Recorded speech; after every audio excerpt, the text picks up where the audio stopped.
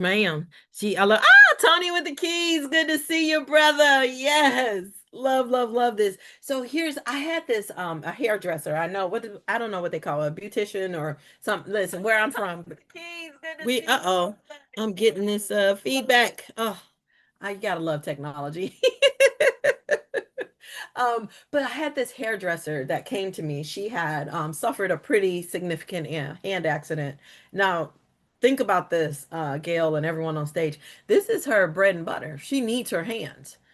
She does well, and she primarily did braids. So she really, truly needed her hands. And, what she does, it takes quite a bit of time. And so all her income had stopped, and she had been going through physical therapy, and at this point you're talking about 90 days have gone by. She's exhausted now at this point. Her insurance was only going to cover so many sessions, et cetera, et cetera. And so she came to me, and I was just like, like, I pretty much work with athletes. I don't really work with like regular everyday people. And she was like, but they have hands just like I have hands. And so can you just imagine I was one of them and help me? And I was just like, all right, she was a friend of one of my friends. And so, I was like, huh. She's like, I know for a fact that there's something, because I know that you guys don't take this long with your athletes to get somebody to come back. And I was like, all right. I was like, well, get me your chart and I'll take a look at what your protocols are and what the doctor ordered, et cetera, right? And so she was like, on one condition, that you will at least just give me a shot. Like, she just really broke down. Like, she was like, I got to get back to work sooner. I'm not asking for a miracle, but I know that there has to be a faster way. And sure enough, there was a faster way. In 6 weeks, I got her back. They took the long approach. Why? Because it was what the insurance will get maximize their income. It's the reverse for me. But I came in with the mindset like, okay, if it were to be done in 6 weeks, God, how could it be done? And I just really get creative. And so, but my brain is not thinking about what man said is impossible. My brain, when I come in and approach a difficult case, I'm not thinking, oh, about all of the obstacles and the woe is me. I just really truly start with that question. If it were to be done, okay, God, how can it be done? You know what I mean? Lord, give me the how and I'll move on it. And that is what I do, and how I've been able to help people, you guys, so much. I really truly, this book is powerful. This book has really truly transformed my life and my business. And I'm so very grateful for Think and Grow Rich. I don't want to do all the talking. We're talking about the faith chapter, y'all. Anything that's come up around the concept or idea of faith. And we were talking about the opening line of faith being the head chemist. There's so much in the book of Think and Grow Rich. Who'd like to share next? Hey, it's Dr. PJ again. If we just look at the title, there's a suggestion in a very popular book that according to the way a person thinks, so are they. In other words, you become what you think. And just the title, Think and Grow Rich. Some people will immediately take rich to have something to do with finances. I don't think that was the intention, or the initial intention, although it has been a constant with those who have become wealthy. It's first of all, your brain becomes rich, your mind becomes rich. If you think you can, or you think you can't, Henry Ford said, you're right. And I like the story you shared, Health Wells, in that this young lady knew that she was not an athlete. For her to come to you knowing that you dealt with athletes, that's where your bread and butter was. That was your avatar. I like the way she thinks, because I think the same way. Healing is healing, whether you're healing a foot, a knee, a hand, a hamstring. It's a person. And just because I'm not in the field that they're in doesn't mean that I don't qualify for your services, which got you to thinking, yeah, I do this. So, although she's not the avatar, it's the same process that you go through according to the way you think. That's who you become, that's who you are. And she thought you had what she needed to get her back to where she needed to be. And it manifested because her thinking frequency range hit your frequency range. And with the frequency of healing, y'all did it. Back to you, Health Wells. Ooh, wee. She reminded me of the woman. Remember the woman that when Jesus was in the crowd of people and she was like, if I could but touch the hem of his garment, I'll get healing.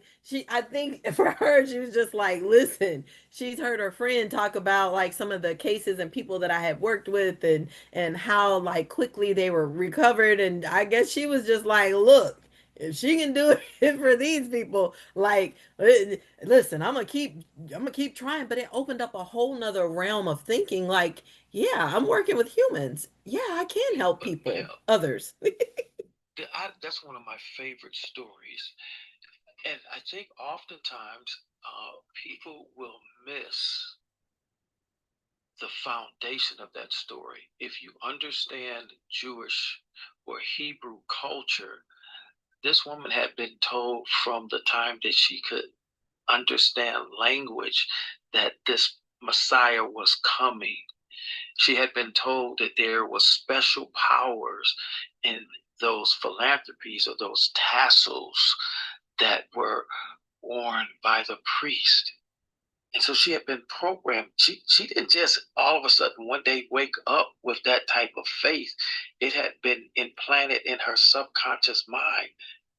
And while it's not often said, this woman made up her mind before she left home that day that either she was going to be healed and die, or she was going to attempt to be healed and die, because the penalty for going out when you were considered to be unclean and touching someone, especially the rabbi, was death.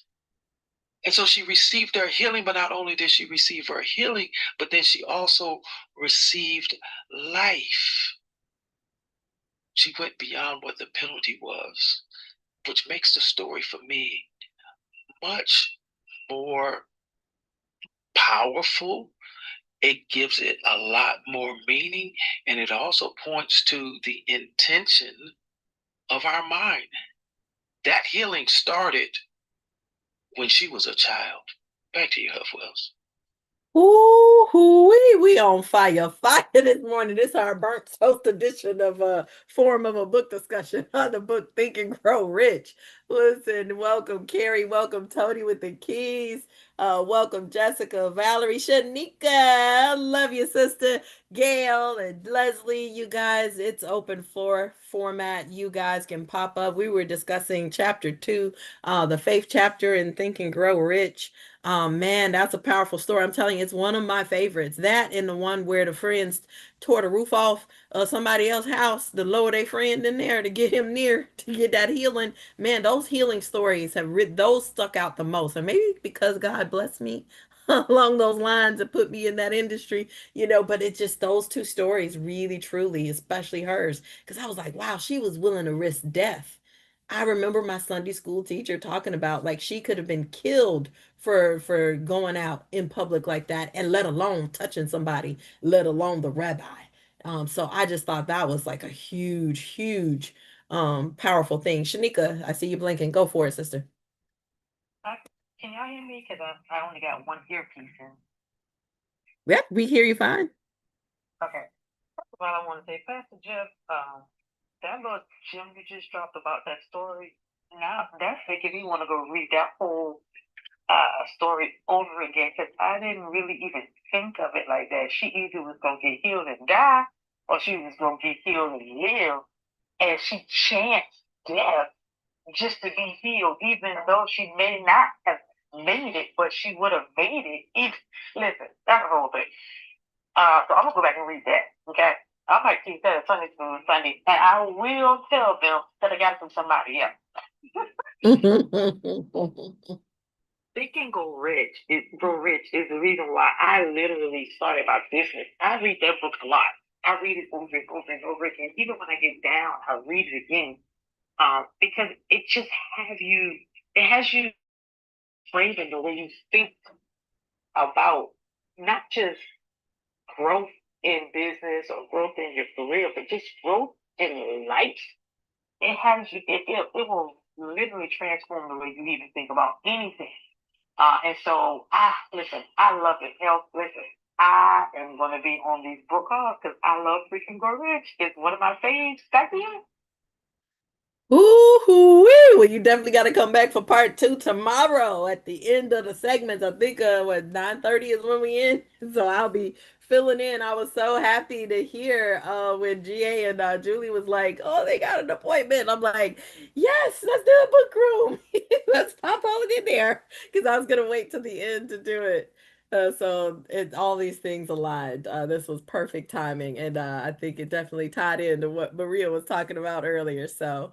You guys, I love it, Shanika. That is also how I really truly was able to rescue my business in essence and really take it to another level was through the concepts and things that I learned in this book. So, whew, so much in it. It's Jessica.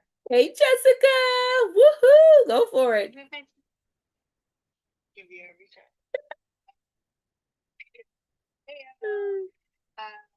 So something I'm thinking about with this topic is the fact that faith requires like participation.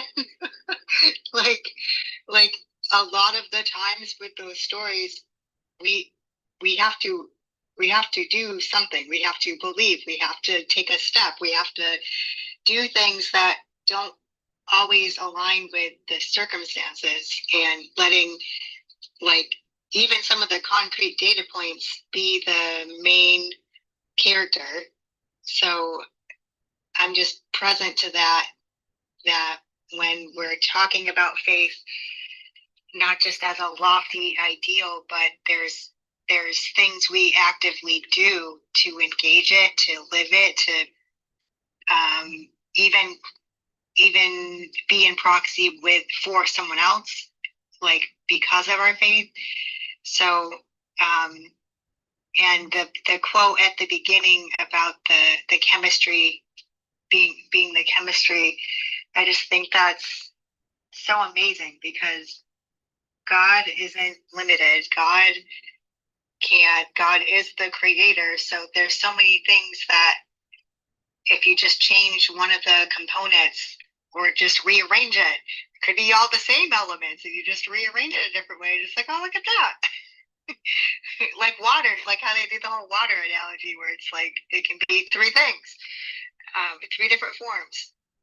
So I guess I'm just present to the fact that no matter what we are facing in different challenges or growth areas or grief or whatever the things are this time of year, there's still things we can do. It doesn't mean we have to eat the whole elephant, but there's still things we can nurture our faith with and see what happens on the other side is through those obedient action steps and pivots and direction that we do get that transformation.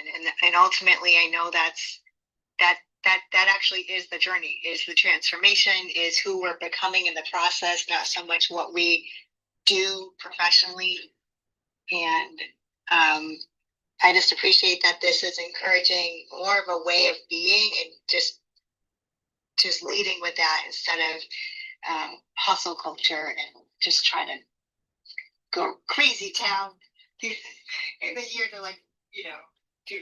So thank you. I appreciate that you got your book club time and day that you wanted it, and glad I was there for it.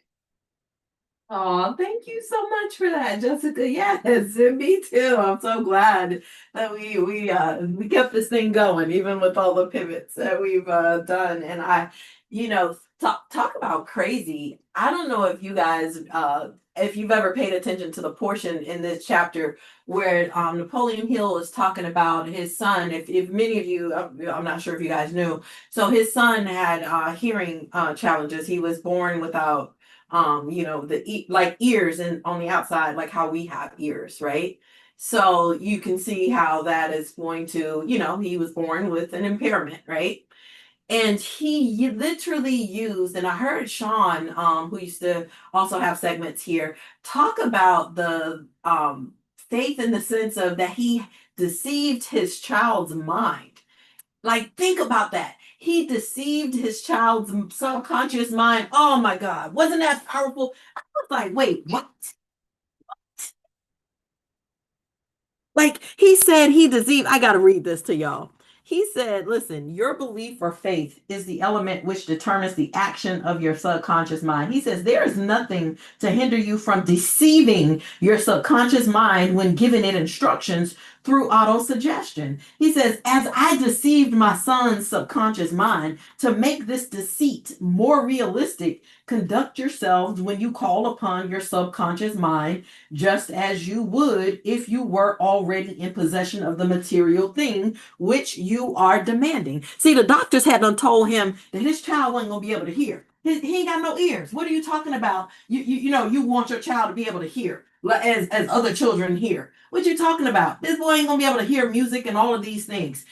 It was absolute deceit to others for him to be and his wife to be programming their child's mind to even believe or think that their child was going to be able to hear. But guess what? His son was able to hear, but guess what? Somebody else created a solution too that could amplify the level of hearing. So just because he didn't have the hardware on the outside that many of us may have and share, it didn't mean that it was impossible for his son to hear. And so, he put that faith to work. Man, this chapter 2, y'all, and you see, I can feel it like it's shut up in my bones as we wind down over these next 10 minutes. Man, there's so much, usable content that could enrich our lives and our family members' lives.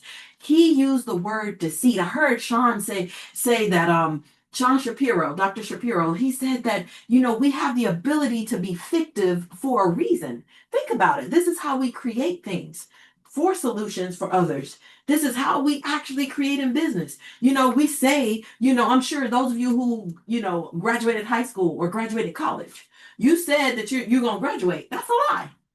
You hadn't graduated then. You didn't know that for sure in that moment. You didn't know. You didn't have nobody diploma or degree until you got it. But you kept saying that you was going to do it. You kept saying that like it was a fact. You say like you're going home, but do you really know if you're going to reach home?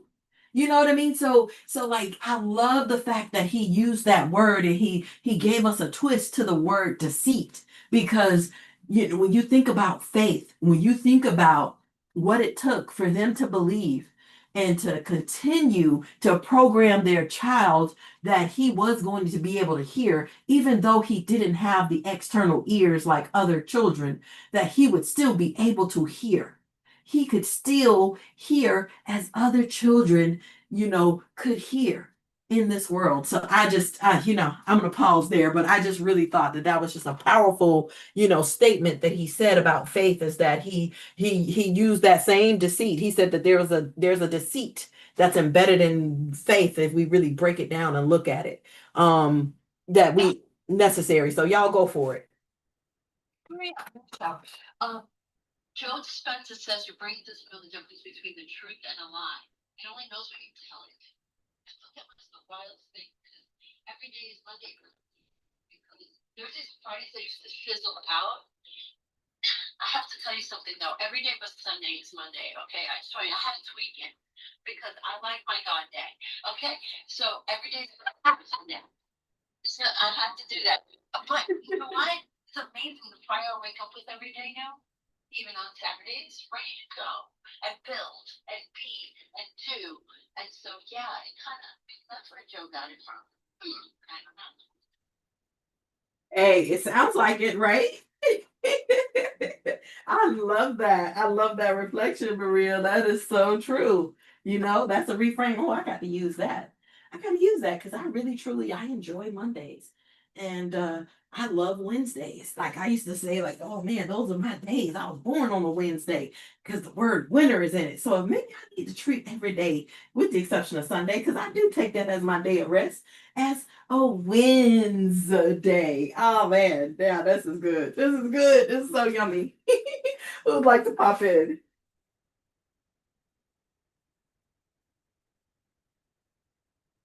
would love to know what comes up with you guys around that concept of, just being it to become it. Like, I had no frame of reference to what college was or what it would look like, or to think that I can get into a regulated profession. I just knew that my grandmama said I was good with my hands, and that God was going to use me to help heal other folks, and that I would be the catalyst to bring about a big change in our family. She said, and she believed, she spoke that thing forward. And I didn't have anything back of that, but she was already programming, deceiving my subconscious mind to believe that I could be something other than our environment, that I could be something beyond what maybe others thought that I would be. And I held on to that, because even when I veered off that direct path into becoming a premature mother, I really truly I held on to that thought and those seeds that she sowed. And just the fact that, Napoleon Hill's son was able to actually become a top salesman for this company that had made special hearing aids for others who were like him, and for him to crush it and to still be a contributing member of society, and to do all the things that he could, he did, when others, saw him as just, disabled, or someone that was, born at a time that, how people treated people who didn't look the same at that time very differently. And just because he's differently able didn't mean that he wasn't capable. And so I love the fact that he did not allow what the doctors could only, report the facts of what they saw, which is he didn't have ears. But again, they saw something different. And so they were able to manifest something different. Go for it. Oh, well, she didn't tell you that you were going to be a doctor. She didn't tell you you were going to be a nurse. She told you you were going to do something healing with your hand. She left that open to God, however you were going to do it, but she told you that you were going to do something healing. It's so cool, because how many times do we tell our kids, you should be a doctor, you should be a lawyer, you should be a how about she tapped into your talent, she tapped into your skills, she tapped into what she heard from your spirit. She didn't tell you what that healing, how you were going to do it. She let you figure that out for yourself. So blessings to Grandma Wells as well. It's Grandma Grandpa Day for the Wells family. Amen. I'm telling you, my grandma reminds me, when you talk about your mother's story, man, she truly was the first self-actualized person. When I really started to learn about like Maslow and all the different like concepts of a lot of the psychologists, my grandmother was that. I had no idea what the secrets that she was harboring about, her origin story and why. I didn't find out until like I was a little bit older in school that she was was an immigrant. I had no idea that we were Bahamian and Cuban, because her mother had her keep it a secret, because it was prior to when it was legal, for people to come here, and told her to just blend, but for her to also be defiant and marry my grandfather. There was so much in there, and she was just the softest, sweetest, most, compliant. So I thought person, until I delved more, and she realized that she was busted, Maria. But to have that level of faith to want to still do it her way, and to still, continue on, and to choose her own husband, versus, back then, it was expected for her to marry who the family said that she was going to marry. And she did something different. But for her to stay as an immigrant here, and to do the things that she did, it just really, truly, I'm grateful that I just think she was further aware than what was normal of her time. And she was born in 1929. And for her to pour into me in the way that she did, I think that was intentional. She never said nurse, she never said doctor. She always used the word healer.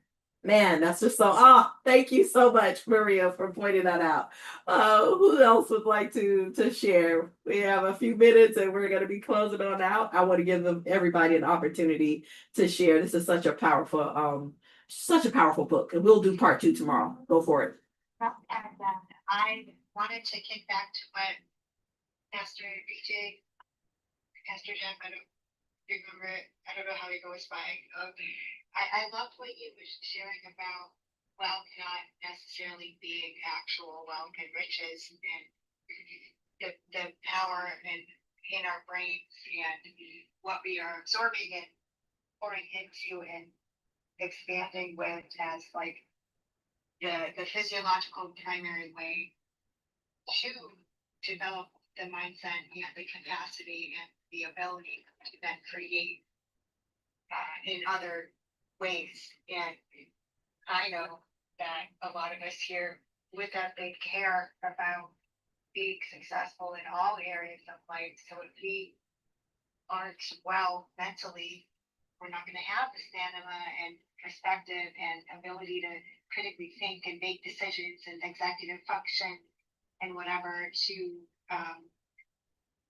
be in the conversations, be positioned, be in the rooms to have wealth. And I love how the book is not only a classic, but so much is around the relationships we have and being rich in the relationships we have. So it's a testament to our group here, our community here, and it's getting me.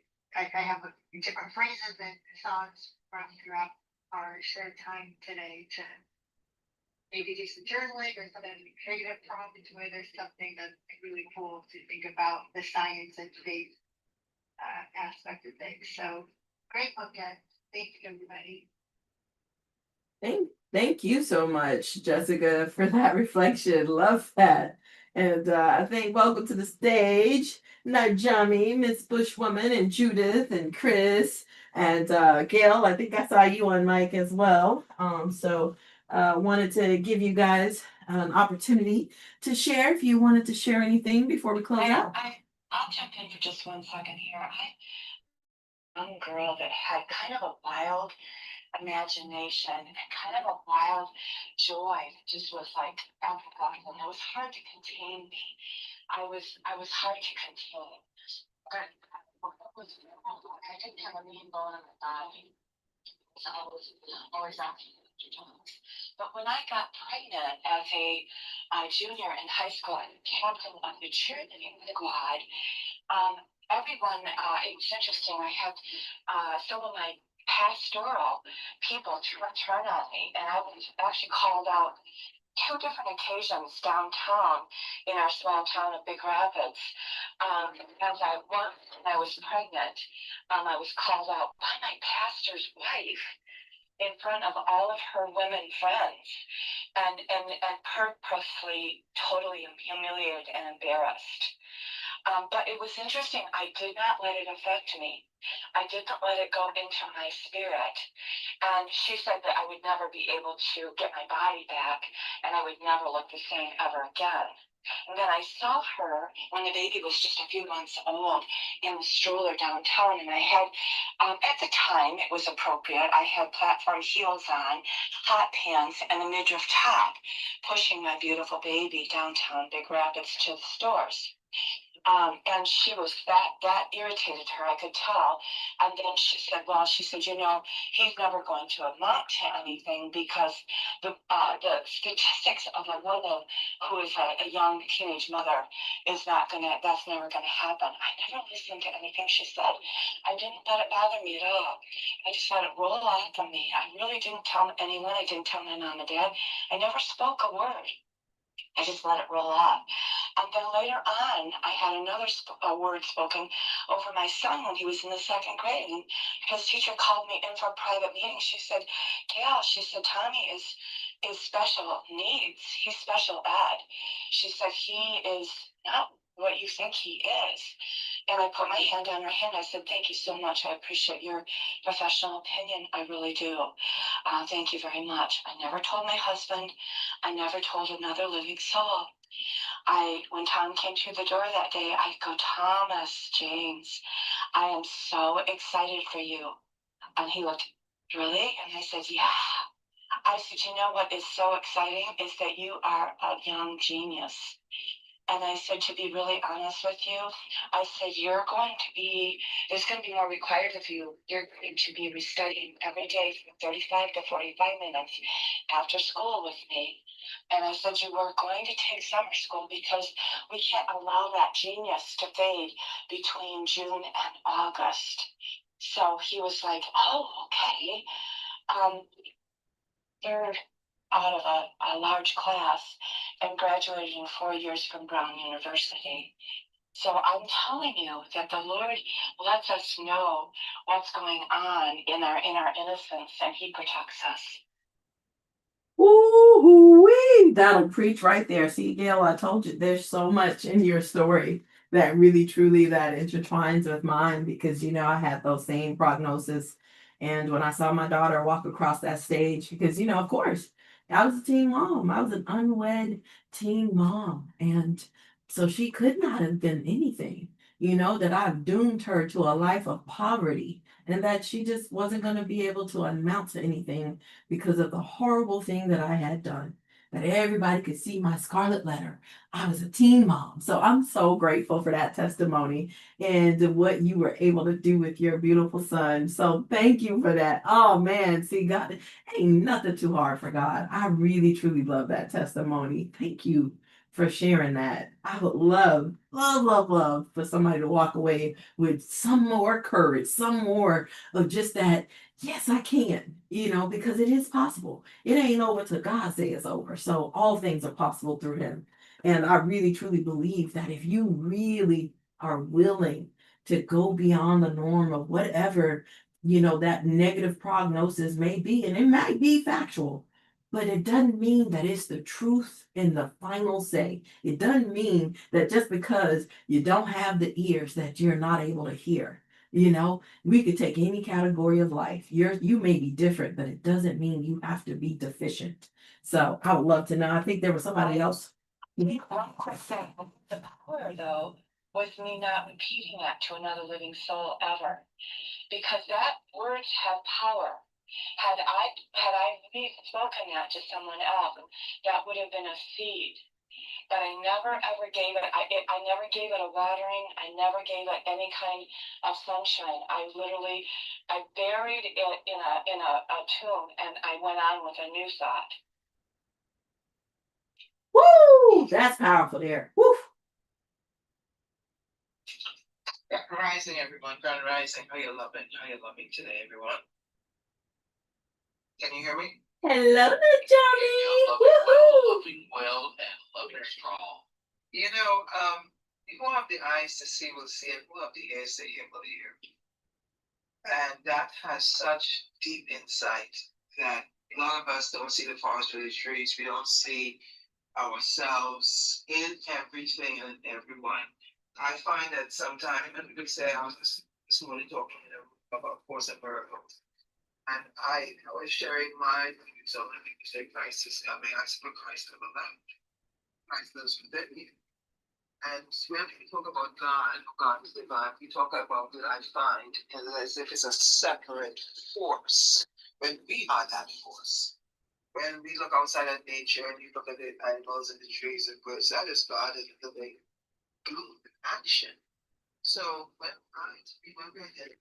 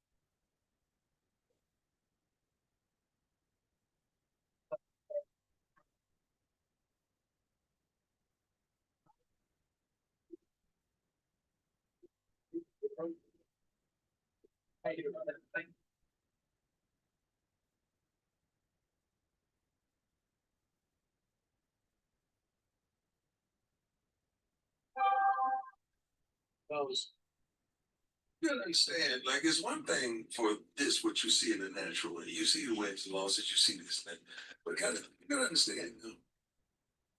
I got a son that's fighting for opportunity. I got another son who's getting sued by something that he didn't even do. I got a daughter who's fighting for minutes on a basketball team in Alabama A&M. I got another daughter who's fighting back and forth with baby's father over custody. I got a mother who some days she may not even recognize what it is. You know, challenging because you gotta understand, like it's one thing for this what you see in the natural. You see the wins and losses, you see this thing. But you gotta understand now. I got a son that's fighting for opportunity. I got another son who's getting sued by something that he didn't even do. I got a daughter who's fighting for minutes on a basketball team in Alabama A&M. I got another daughter who's fighting back and forth with baby's father over custody. I got a mother who some days she may not even recognize what it is. You know, challenging because you gotta understand.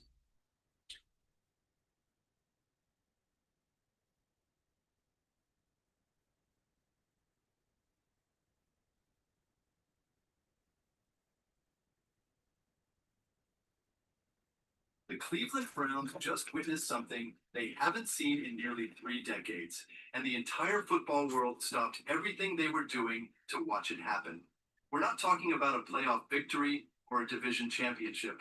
We're talking about something that should be routine for every NFL franchise, but has been an absolute curse for Cleveland, a rookie quarterback winning his first career start. The date will be remembered in Browns history forever. The opponent was the Las Vegas Raiders. The score was 24-10, and the young man who finally broke through the ceiling of futility that has haunted Cleveland for generations is none other than Shedder Sanders, the fifth-round pick who has been making doubters eat their words since the moment he stepped onto an NFL field. Let's start with the historical significance of what just happened, because if you don't understand the context, you can't fully appreciate the magnitude of this moment. The Cleveland Browns had not seen a rookie quarterback win his first career start since 1995. Think about that timeline for a second. Shador will start this week. Obviously, number one job of quarterback is to win. So excited to get that first win under his belt. And then next thing is improvement. And that's what young players do. Certainly young quarterbacks do. You get one game better, and that's just from working at it. So that'll be our focus. Shador will start this week. Obviously, number one job of quarterback is to win. So excited to get that first win under his belt. And then next thing is improvement. And that's what young players do. Certainly young quarterbacks do. You get one game better, and that's just from working at it. So that'll be our focus. Shador will start this week. Obviously, number one job of quarterback is to win. So excited to get that first win under his belt. And then next thing is improvement. And that's what young players do. Certainly young quarterbacks do. You get one game better, and that's just from working at it. So that'll be our focus. Shador will start this week. Obviously, number one job of quarterback is to win. So excited to get that first win under his belt. And then next thing is improvement. And that's what young players do. Certainly young quarterbacks do. You get one game better, and that's just from working at it. So that'll be our focus. Shador will start this week. Obviously, number one job of quarterback is to win. So excited to get that first win under his belt. And then next thing is improvement. And that's what young players do. Certainly young quarterbacks do. You get one game better, and that's just from working at it. So that'll be our focus. Shador will start this week. Obviously, you know, number one job of quarterback is to win. So excited to get that first win under his belt. And then next thing is improvement. And that's what young players do. Certainly young quarterbacks do. You get one game better, and that's just from working at it. So that'll be our focus. Shador will start this week. Obviously, you know, number one job of quarterback is to win. So excited to get that first win under his belt. And then next thing is improvement. And that's what young players do. Certainly young quarterbacks do. You get one game better, and that's just from working at it. So that'll be our focus. Shador will start this week. Obviously, you know, number one job of quarterback is to win. So excited to get that first win under his belt. And then next thing is improvement. And that's what young players do. Certainly young quarterbacks do. You get one game better, and that's just from working at it. So that'll be our focus. Shador will start this week. Obviously, you know, number one job of quarterback is to win. So excited to get that first win under his belt. And then next thing is improvement. And that's what young players do. Certainly young quarterbacks do. You get one game better, and that's just from working at it. So that'll be our focus. Shador will start this week. Obviously, you know, number one job of quarterback is to win. So excited to get that first win under his belt. And then next thing is improvement. And that's what young players do. Certainly young quarterbacks do. You get one game better, and that's just so that'll be our focus. Shador will start this week. Obviously, you know, number one job of quarterback is to win. So excited to get that first win under his belt. And then next thing is improvement. And that's what young players do. Certainly young quarterbacks do. You get one game better, and that's just from working at it. So that'll be our focus. Shador will start this week. Obviously, you know, number one job of quarterback is to win. So excited to get that first win under his belt. And then next thing is improvement. And that's what young players do. Certainly young quarterbacks do. You get one game better, and that's just from working at it. So that'll be our focus. Shador will start this week. Obviously, you know, number one job of quarterback is to win. So excited to get that first win under his belt. And then next thing is improvement. And that's what young players do. Certainly young quarterbacks do. You get one game better, and that's just from working at it. So that'll be our focus. Shador will start this week. Obviously, you know, number one job of quarterback is to win. So excited to get that first win under his belt. And then next thing is improvement. And that's what young players do. Certainly young quarterbacks do. You get one game better, and that's just from working at it. So that'll be our focus. Shador will start this week. Obviously, you know, number one job of quarterback is to win. So excited to get that first win under his belt. And then next thing is improvement. And that's what young players do. Certainly young quarterbacks do. You get one game better, and that's just from working at it. So that'll be our focus. Shador will start this week. Obviously, you know, number one job of quarterback is to win. So excited to get that first win under his belt. And then next thing is improvement. And that's what young players do. Certainly young quarterbacks do. You get one game better, and that's just from working at it. So that'll be our focus. Shador will start this week. Obviously, you know, number one job of quarterback is to win.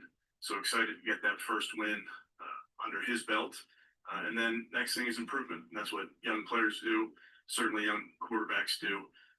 You get one game better, and that's just from working at it. So that'll be our focus. Shador will start this week. Obviously, you know, number one job of quarterback is to win. So excited to get that first win under his belt. And then next thing is improvement. And that's what young players do. Certainly young quarterbacks do. You get one game better, and that's just from working at it. So that'll be our focus. Shador will start this week. Obviously, you know, number one job of quarterback is to win. So excited to get that first win under his belt. And then next thing is improvement. And that's what young players do. Certainly young quarterbacks do. You get one game better, and that's just from working at it. So that'll be our focus. Shador will start this week. Obviously, you know, number one job of quarterback is to win. So excited to get that first win under his belt. And then next thing is improvement. And that's what young players do. Certainly young quarterbacks do. You get one game better, and that's just from working at it. So that'll be our focus. Shador will start this week. Obviously, you know, number one job of quarterback is to win. So excited to get that first win under his belt. And then next thing is improvement. And that's what young players do. Certainly young quarterbacks do. You get one game better, and that's just from working at it. So that'll be our focus. Shador will start this week. Obviously, you know, number one job of quarterback is to win. So excited to get that first win under his belt. And then next thing is improvement. That's what young players do. Certainly young quarterbacks do. You get one game better, and that's just from working at it. So that'll be our focus. Shador will start this week. Obviously, you know, number one job of quarterback is to win. So excited to get that first win under his belt. And then next thing is improvement. That's what young players do. Certainly young quarterbacks do. You get one game better, and that's just from working at it. So that'll be our focus. Shador will start this week. Obviously, you know, number one job of quarterback is to win. So excited to get that first win under his belt. And then next thing is improvement. And that's what young players do. Certainly young quarterbacks do. You get one game better, and that's just from working at it. So that'll be our focus. Shador will start this week. Obviously, you know, number one job of quarterback is to win. So excited to get that first win under his belt. And then next thing is improvement. And that's what young players do. Certainly young quarterbacks do. You get one game better, and that's just from working at it. So that'll be our focus. Shador will start this week. Obviously, you know, number one job of quarterback is to win.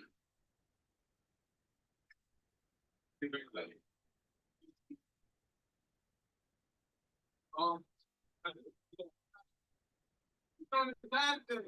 no. Oh no, just are you telling me songs? On his hand thing. Oh no, I'm gonna are you telling me this? Songs. Oh no.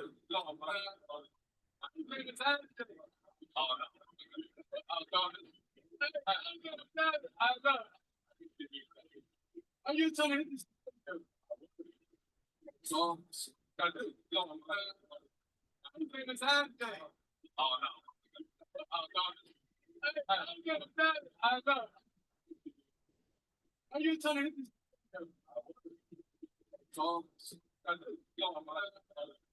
telling me this? Songs. Oh no. Are you telling me this? Songs.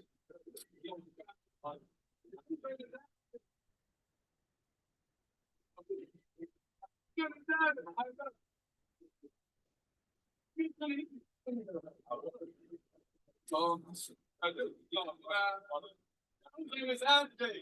Oh no. Just are you telling me this? I was. Songs. Oh no.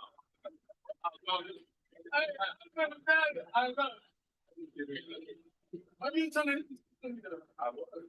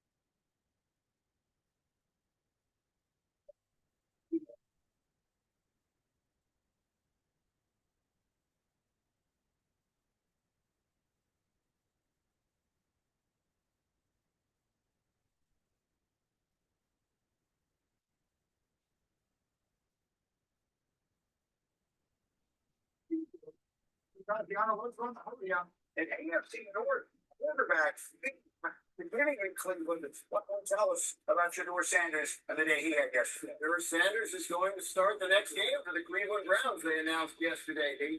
He did something that most Browns quarterbacks don't do, which is win the game.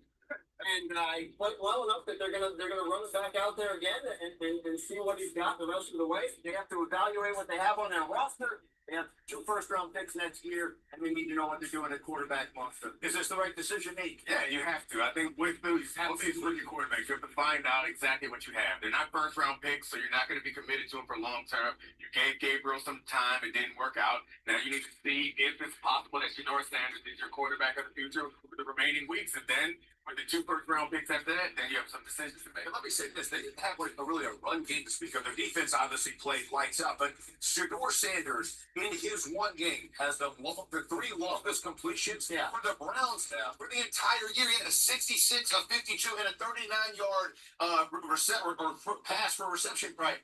This is a season, y'all. This is his first start. He's got the 3 longest completions for the team. He obviously pushed the ball. He earned the right to go start again, which I appreciate. Again, he beat the win, but he did enough to get the win. That's important. The 66 was a 3. Hey,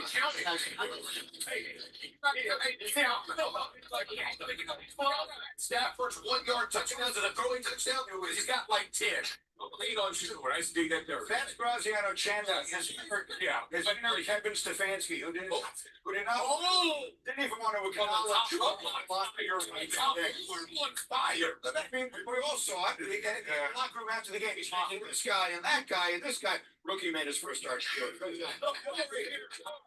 So I don't know what the hell is going on over there. Can't hand soon enough. No, that was definitely awkward for Shador. You look at it, and yes, every play wasn't fantastic, and it's almost crazy to say for Shador Sanders, hey, it was a solid game. And I think to this point, Jeff, it was a solid game. They won, and he made some plays. I think that was the big difference. The long run to Isaiah Bond is an all-out blitz. He moves to the right, takes care of the guy that they don't want, and throws the ball down the field. I think if you're watching it from last week, he didn't run out of the back of the pocket. He stepped up. He got the ball out on time majority of the afternoon. Were there incompletions? Was there a rookie mistake on the interception? Absolutely. But it was a good performance from Shador. I should say, I'll take the ball from the guy.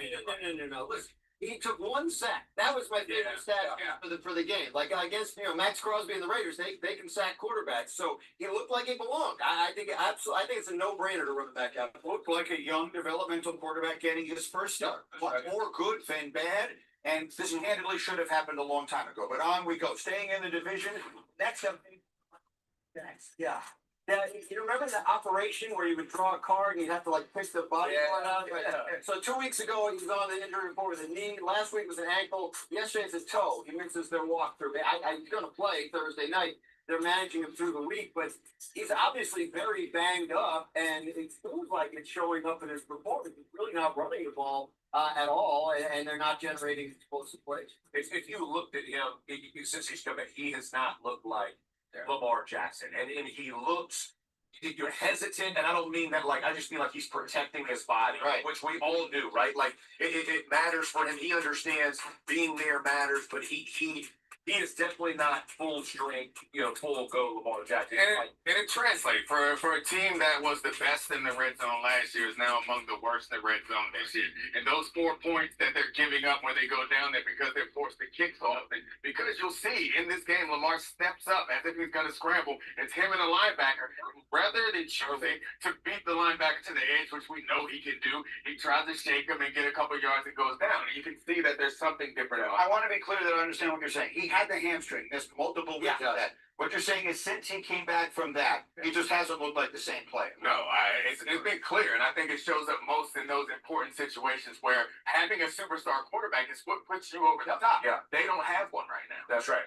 I want to hear from J-Man, because you did the game against the Jets this weekend. Is that the version of the Ravens that we saw on the field Sunday? They may win the division because the division might just be that bad. Yeah. But is that a team that has any chance to make a Super Bowl run? No, that offense is not a Super Bowl contending team right now on that side of the ball. And I think it's not only this past week of watching them against the Jets, it's the last few weeks. They're finding ways to win games, but offensively, they're just not on the same page. There's moments where Mark Andrews right there is running over the middle. It's zone. He's not sitting down. Lamar's expecting him. There's been moments where the offensive line hasn't been able to do their job, and Lamar's taking hits or avoiding sacks. So I think to your point, Nick, there's different moments in that game where what we've seen in the past was the speed and the explosion from Lamar Jackson that we're just not seeing. There's throws that he's missing, but it's the entire offense right now that just looks to be on a different page. Let me get one more in because the Ravens will play the Bengals on Thanksgiving night. And Graz, who's playing quarterback for Cincinnati? Joe Burrow. Here we go. His toe injury to play for the Bengals on Thursday night in a must-win game, as all of the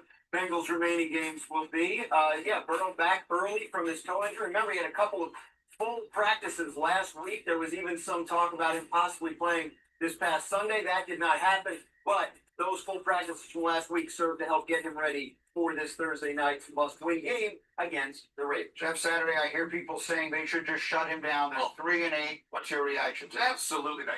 Look, if you're healthy, you play. If you're going to shut it, then you're going to shut every player that you're going to bring back next year. Like that's not how the NFL works. You're healthy, you play. It speaks volumes to your locker room, to your community, this is not Joe Burrow ain't that dude. He's just gonna sit out because if he's healthy, go play. They're 1-8 without him.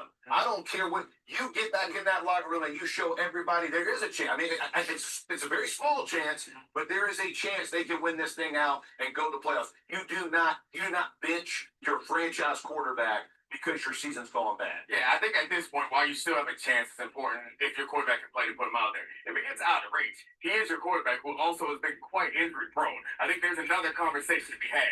Right now, it's unrealistic, but it's possible. He wants to play. And to your point, the culture setting point, that all feels fine and good. If something happens, and I know that it can't further re-injure this specific injury, this toe, but Joe Burrow has not been the most durable quarterback in the league. What I'm interested in seeing with Joe Burrow back out there on Thursday, all we talked about was this Bengals defense. And we've said it, unless Burrow's going out there to play safety, it doesn't really matter. But we also know from being in that locker room the amount of hope and belief that one player can bring. I want to see what this Bengals defense looks like on Thursday with Joe Burrow back in the lineup, if they can be able to play at a different level. It's not inconceivable that 9-8 wins that division. Correct. So maybe they go on a crazy run. We'll see. They play the Ravens twice starting with this Thursday night. And then one more thing, I touched on it before. Dan Graziano had a tweet on Sunday morning as Aaron Rodgers took the field. I'll let you read it, Dan, because you're the one who's like, man, it's just, eyes and ears of the fan on the field there. Like, what's Aaron Rodgers up to? And this is what he did. He got there, he walked around the field. He was barking at some of the cameras for filming him, God forbid. And then he went ahead and flipped them off and then went back inside. But I thought it was interesting that he used his right hand because the question was about his left wrist. That was the injury, and we didn't see him flip the bird with his left hand. So that left some questions, about functionality. And sure enough, he was not able to go. They didn't feel like he could protect himself with his left hand, or apparently communicate with his teammate. Oh, that's really good journalism. Thank you. I was saying, it's on the ground, right? Like it's people want to know what's going on. I'm a fan, and I'm standing in the booth. I'm in Baltimore, and I'm like, oh man. He's Baltimore. This thing, the people that about literally everything he did on absolutely. Yeah, very fascinating. Well, that tweet has 8.7 billion views. Again, that we made the choice that we need to blur out the figure 3 having thrown 7 interceptions in just 4 games this year. His interception rate 5.3, second highest in the NFL, which means second worst behind only JJ McCarthy. But again, despite that, you see they are right there at the 7th spot into the playoffs. Rams sitting atop the NFC. We got the Eagles, Bears, and Bucks, just like we expected, leading the divisions. The Seahawks, Packers, Niners.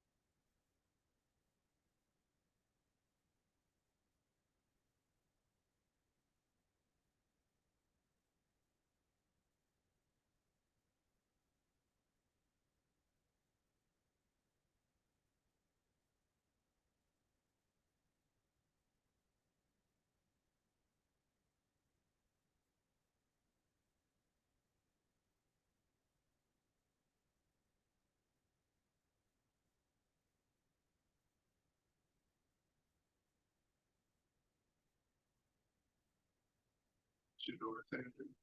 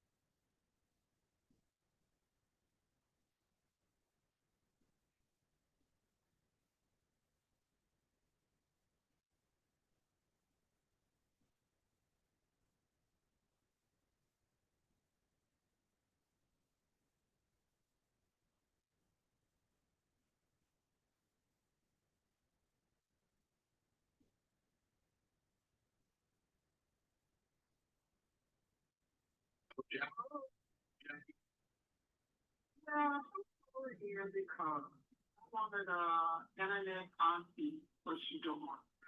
And let me tell you, I would not watch a Browns game ever if Shador wasn't playing. I've been following this kid for a long time, and I think people just got him so wrong.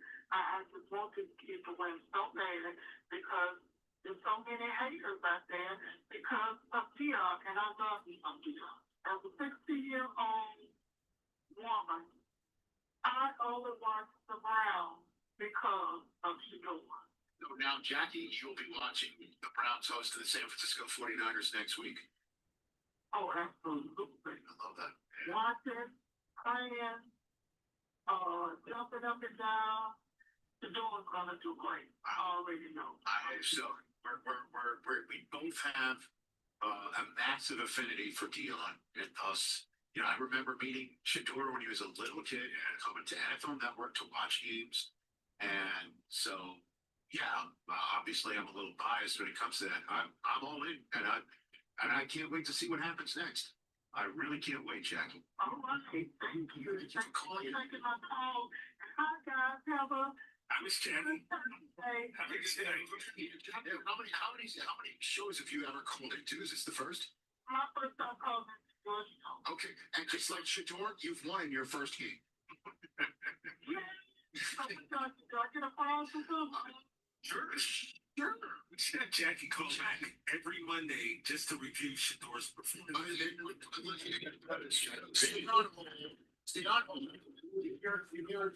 Give your address to Adam, our call screener. We'll send him up. Rich hasn't show up. How does that sound? It's Monday for the,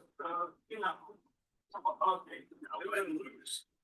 Yeah, I can't be honest. Lose now. All about honesty. I'm gonna call it as I see it. Yeah. She won in her first appearance. Just like Shador. Hello, Jackie. Hello.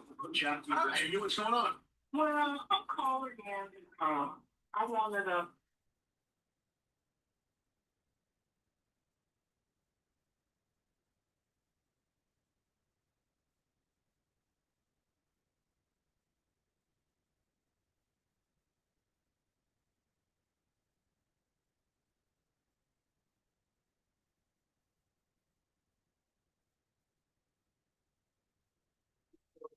About John, what's on the hurry up? An AFC North quarterback beginning in Cleveland. What can you tell us about Shador Sanders and the day he had yesterday? Shador Sanders is going to start the next game for the Cleveland Browns. They announced yesterday. He did something that most Browns quarterbacks don't do, which is win the game. And he played well enough that they're gonna run him back out there again and see what he's got the rest of the way. They have to evaluate what they have on their roster. They have 2 first-round picks next year, and they need to know what they're doing at quarterback long term. Is this the right decision, Nate? Yeah, you have to. I think. Look, moving forward, fellas. I was about to say something. No. Let's get crazy. After long last, Shador Sanders has been officially named the starting quarterback of the Cleveland Browns. Just so you believe it. Can you believe this real video? This is not like gentleman Kevin Stefanski himself. Well, like the Shador Sanders will start. I'll let you guys take a listen. Shador will start this week. Obviously, number one job of a quarterback is to win. So excited to get that first win under his belt. And then next thing is improvement. That's what young players do. Certainly young quarterbacks do. You get one game better, and that's just from working at it. So that'll be our focus. That didn't come from him. At all. I got some important information for y'all. There's no better place to win cash for watching sports than Prize Picks. Football season is here and basketball season is here. So there's absolutely no better time to join. It's super easy to use. To create a lineup, all you got to do, select a few player stats, pick more or less. That's literally it. Prize Picks is available in more than 40 states, including California, Texas, my home state, and Georgia. But my favorite thing, Prize Picks is going to give you $50 in lineups when you make your first $5 lineup. What's that mean? Win or lose, you get $50 in lineups for free. Just download the app and use promo code SPEAKEASY today. $5 gets you $50 in lineups. Prize Picks. It's good to be right. In my expert opinion, and I've been a part of the Cleveland Browns organization, I played in the NFL. My brother played in the NFL. Shady played in the NFL. Somebody correct me if I'm wrong. That came from ownership. That came from Jimmy Haslam, the owner of the Cleveland Browns, walking downstairs saying, hold on a second. Why didn't you name a starter? Shador just won. Got one since October 19th. Name Shador Sanders a starter. Remember, Jimmy Haslam was non-committal. Kevin Stefanski was non-committal last night to starting Shador. So how do you go from being non-committal to waking up, and all you've been on is a flight, to waking up the very next day and being like, yeah, Shador's a starter? Hell no. That, to me, came from the owner of the Cleveland Browns saying, if you don't start Shador, you're going to have to get lead. You're going to have to get going. So, to me, that was a upstairs decision. Now, shout out to Kevin Stefanski for doing what he was told.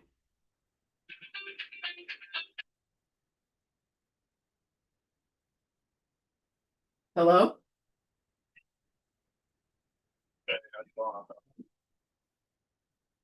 Huh?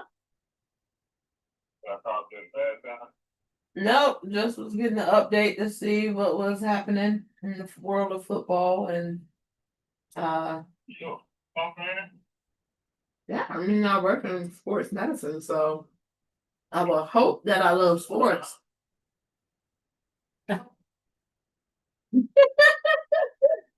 I would hope of all the parts of medical field that you could be in, if you're gonna choose sports medicine, boy, you better like sports or you finna be a bored individual. But no, I love football. I love the energy like around it. You know, I've been a big fan since I was a kid. Definitely love seeing prime time and just that whole era of play. And then just seeing what, he's done with his son.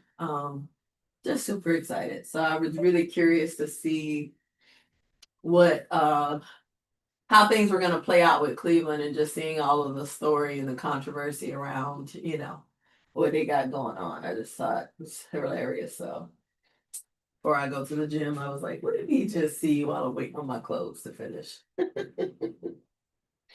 So what about you? You watch football? No?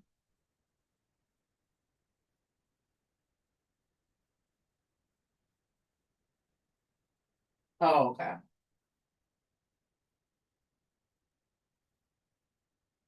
Okay.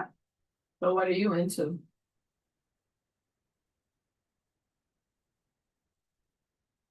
Like, are you into any sports? Like sometimes people are into football, but they may be into like boxing and things like that, type different things.